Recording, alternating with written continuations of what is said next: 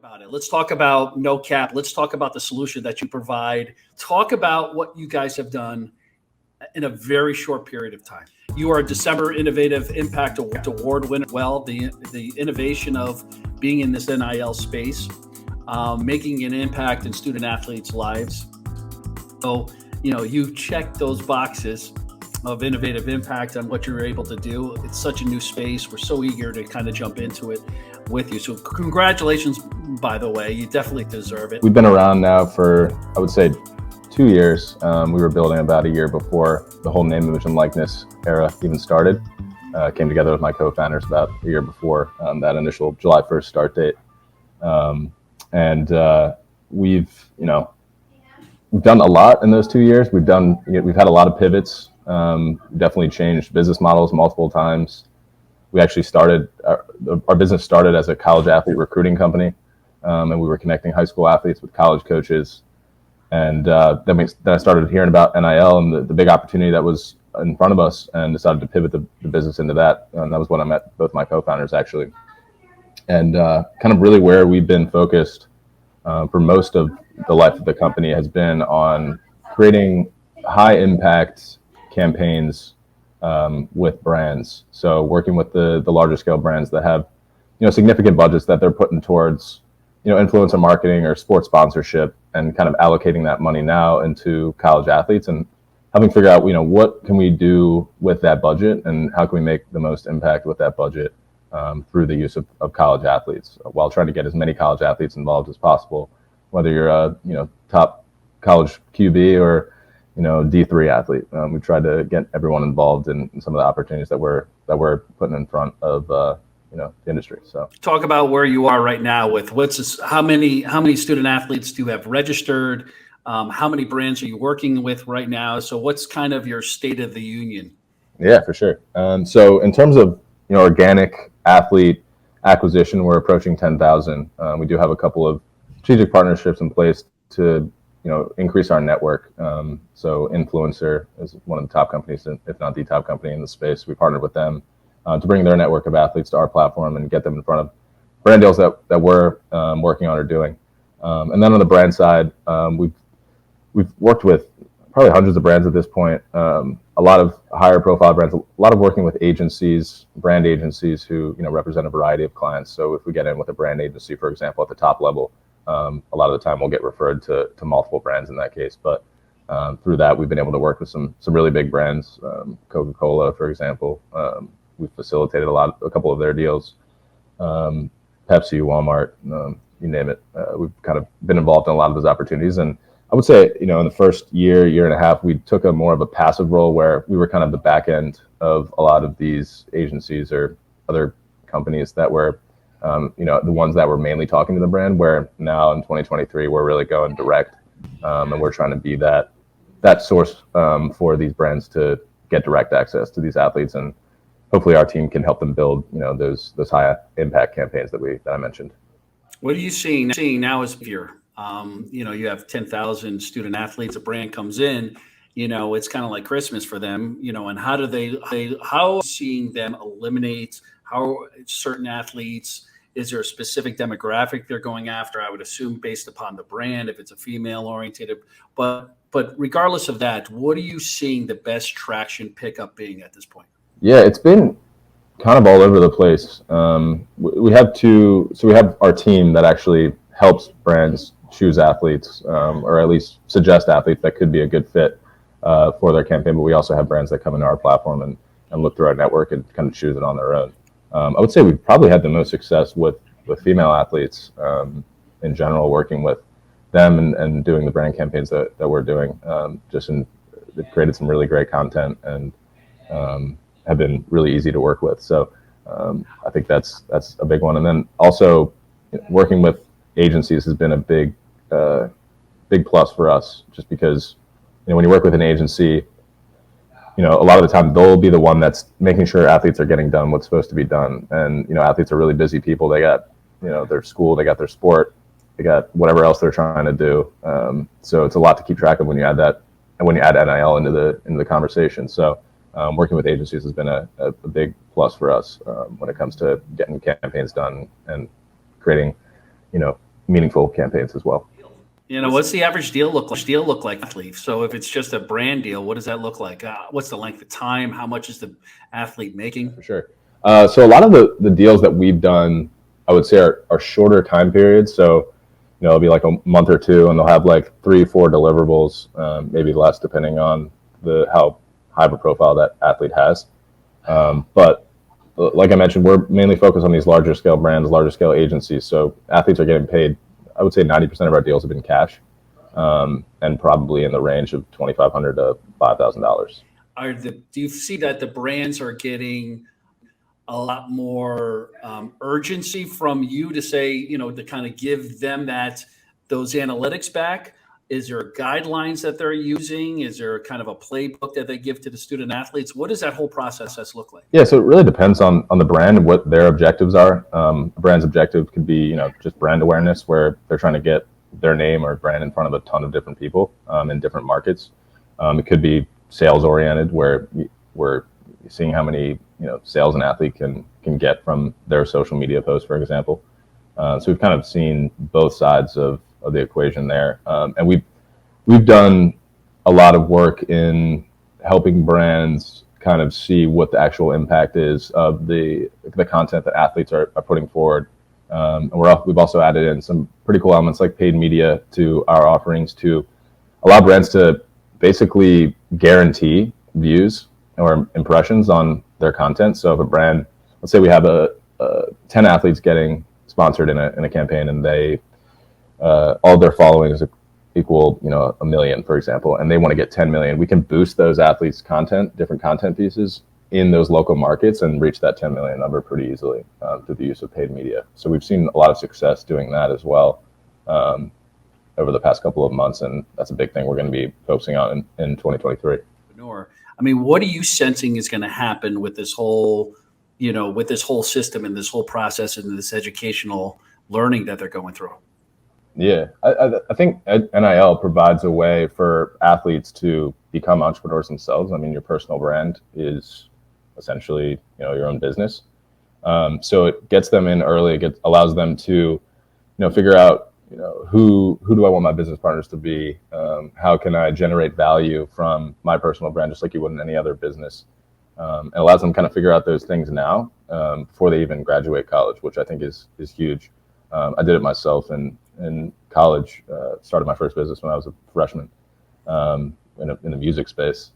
Didn't really go as I planned, but learned a ton about starting a business and what it takes, and how important people is when it comes to starting a business. So I use that in what I'm doing now, and I think NIL provides a way for every athlete to do that in today's world. So, but what are you starting to see and hear from these student athletes on their behavior of once you get a taste of it? Any examples of kind of feedback that you're getting? Initially, a lot of athletes are very passive when it comes to NIL, and when they get that first taste of how much opportunity is really in it, they start to get a little bit more active and proactively reach out to brands themselves, or proactively start their own business, or proactively create a camp that can have a bunch of local younger athletes come to it. There's so much opportunity there, but I think it's really that after that first deal, it kind of flips a switch of, hey, I can go get more of these if I just put some time and effort into it. What's your thoughts on this being one of the biggest talent acquisition tools that we're going to see, like Handshake is, so to speak, right? And that connection now of bypassing the career development office and go directly to the brands and the local businesses in the community as let's discover our own kids and let's help them. Let's hire from within what we have. And NIL is a good way to do a remote internship and really test the market. What's your position on that? I think talent acquisition is a huge piece of NIL, and I don't think it's been talked about enough, and I don't think many people have really taken advantage of it yet. I think this provides a way for athletes to get in early with businesses and brands, no matter how big they are, and maybe they do some sort of affiliate deal, I don't know, and they get at the ground floor with a brand, and that turns into an actual relationship, and then they get introduced to the hiring department. Maybe they get an internship. Who knows? Right.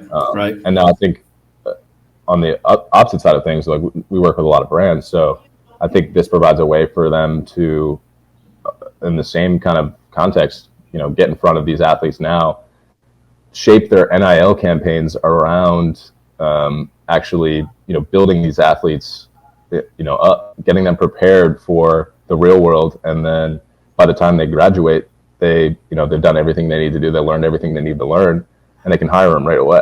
So I think it's a cool little caveat there to the NIL space. I think the financial industry is pretty interesting. I think if like a Morgan Stanley, for example, came in and sponsored 20 finance majors and had them do a bunch of different things, but also had them learning about the business and what it takes to make it in that business itself. I think that's a cool opportunity to get in with these athletes without even doing an internship, essentially.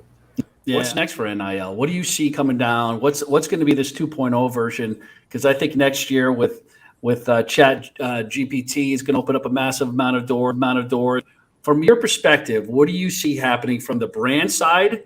What they're going to start testing, and from the school and athlete side, what are they going to start pushing out there a little bit more, maybe a little bit more sophistication? I think a lot of brands were kind of in that wait and see period for most of 2021 and 2022. But now there's case studies, there's proof that college athlete marketing is effective and it's unique and it's something that you can really separate yourself with. So I think we're going to see, a lot more investment into the NIL space from a larger brand perspective. And I also think that brands are going to have to get much more creative in terms of the campaigns they're doing to actually generate any sort of ROI on what they're doing. I think the more unique you can get with the campaign, the better. Like we've done some pretty cool campaigns. Like we did one a couple weeks ago with a partner of ours, and I think it was ConAgra and Rotel, which is like tomato soup, and they had like a chili cook-off with Arkansas men's basketball, and it went viral. It was super cool. So I think that we're going to see many more brands kind of investing into these like really unique initiatives and putting more and more money into that, as opposed to, here's a $10,000 budget, let's spread it across 8 athletes. Here's a $100,000 budget, let's create some like really cool event and have athletes take part in it, which I think is pretty unique space. On the athlete side, I think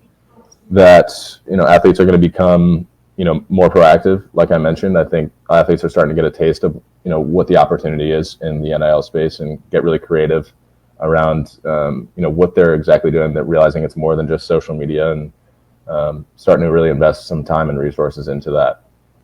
And I think schools will I think at this university level, it's a little crazy right now in terms of athletes that's a big decision. That's a big part of their decision is NIL when it comes to committing to universities. So I think universities are going to continue to invest more and more into NIL resources and providing things and education to these athletes in a good format that is going to help them foster these athletes for their future. So I think that's pretty exciting. Good. This is a good segue. So kind of let's jump into a little bit of compliance. This is from Peter Arch. How is NIL police? Bryce Young making $1 million, which is crazy. Does the NCAA oversee these deals? Yeah, I don't think the NCAA has done much yet. I think it's based on really the schools and what they allow. Technically, athletes are supposed to, be consulting with the university on deals that they're doing. But there's not too many regulations right now when it comes to NIL. So it's the wild, wild west. I think there is going to be some sort of universal regulation at some point in the NIL space. I think it would make things a little bit easier. But it's really hard to even kind of dive into. Every school has different policy at this point. Like there's states that have different NIL guidelines. So I'm just hoping there's going to be some sort of universal legislation in terms of that. There is compliance. There is a process. So the student athletes still have to opt in, right? So they still have to go to the compliance officer. The brand has to opt in as well, right? So that transaction has to happen through a third-party platform, correct? Or is there a way to bypass that? I mean, there's definitely, in terms of this university, you're technically supposed to disclose any deal that you're doing with any sort of brand. But yeah, you don't have to technically do a deal on a platform. You could do it through an agent. You could do it off platform for yourself.